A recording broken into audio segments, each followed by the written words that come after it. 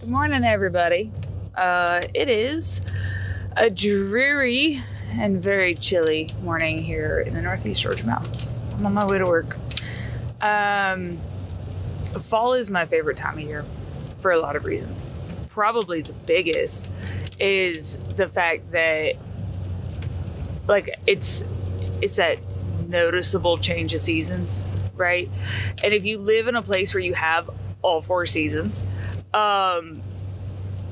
you may not know what I'm talking about, because you're like, every season changes. Like, you can feel it when it turns spring, you can feel it when it turns summer.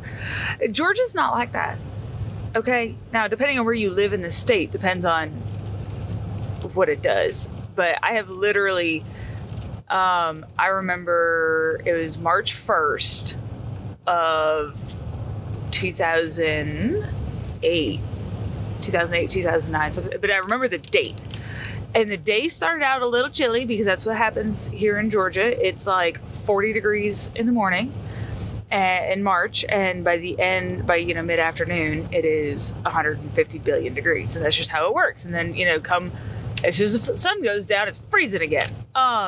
So we don't really know how to dress. If you look at a true Southern person's car, there's a jacket, there's boots, there's flip-flops, there's shorts, there's a tank top. Like, nobody knows how to dress for the weather, So anyways, it snowed on March 1st of 2008.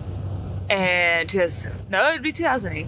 It may have been 2009. Anyways, that's not the point. The point is it friggin' snowed in March.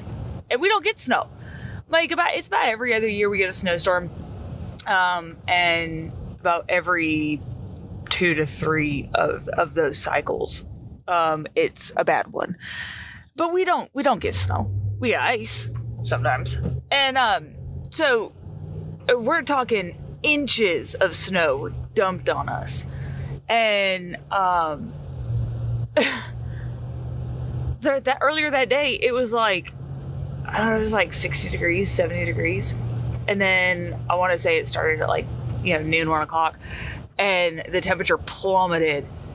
And then the sky opened up and it was snow. And we're all sitting there going, what the hell is going on?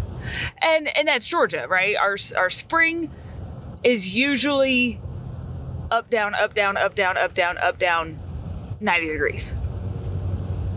And then our summer is up, down, up, down, up, down, up, down, 200 degrees with 100% humidity, And then in the fall, the only reason why it's the fall is because the damn leaves are falling off the trees.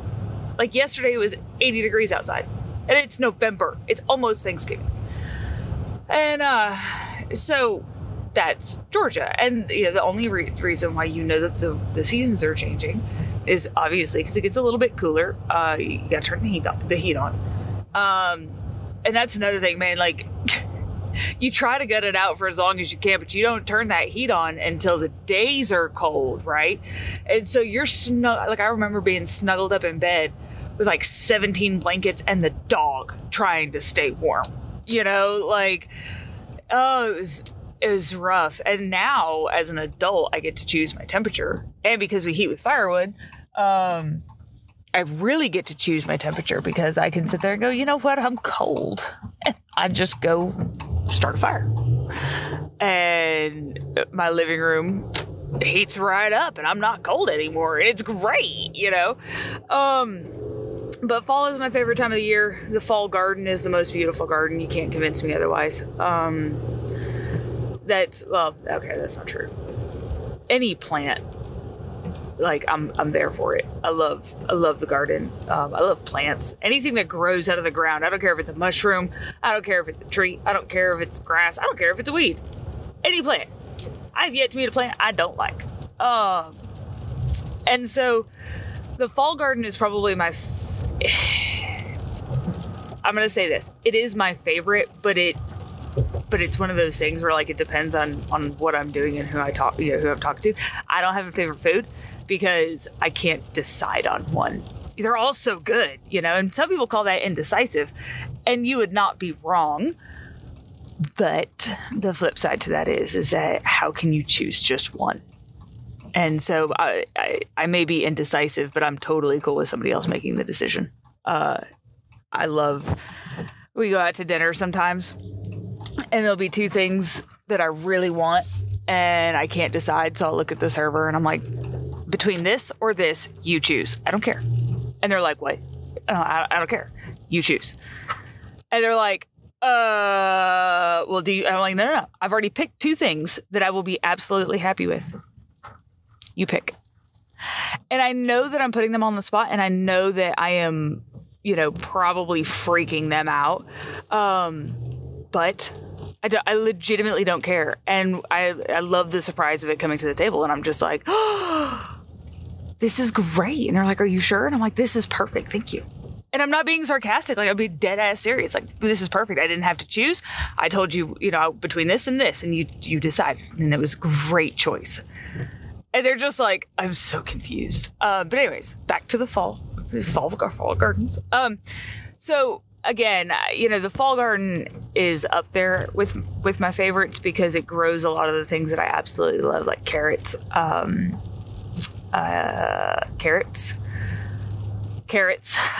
peas.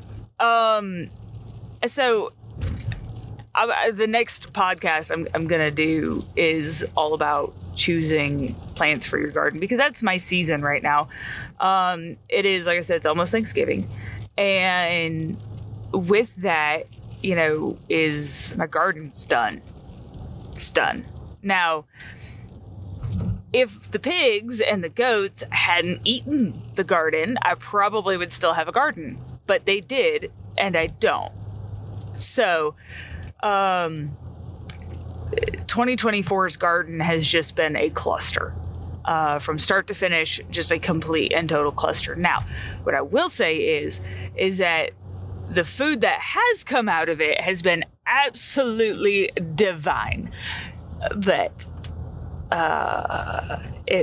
we didn't get a lot of it. And about 50% of that was creatures getting into the garden. And the other 50% of that was me. I had a really hard thing happen right in the middle of planting season. And because I could not wrap my mind around what was happening and I was having a lot of issues with it, my garden suffered. And it suffered big because I could not get into the garden. And every time I planted something, the chickens would get in the garden and then they ate it. Or every time I would get in there and I'd trim something, it would stop growing.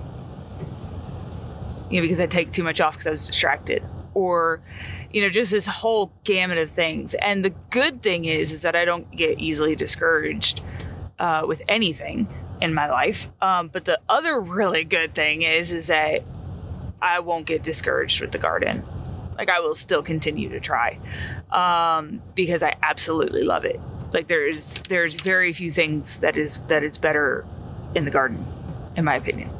So, fall, like I said, fall is my favorite time of year. I love the leaves changing color. I love, the piles. Well, I love looking at the pile of leaves, or the leaves all over the yard. I love it. Like, it's so pretty, until it hides the giant hole in the yard that the dog dug.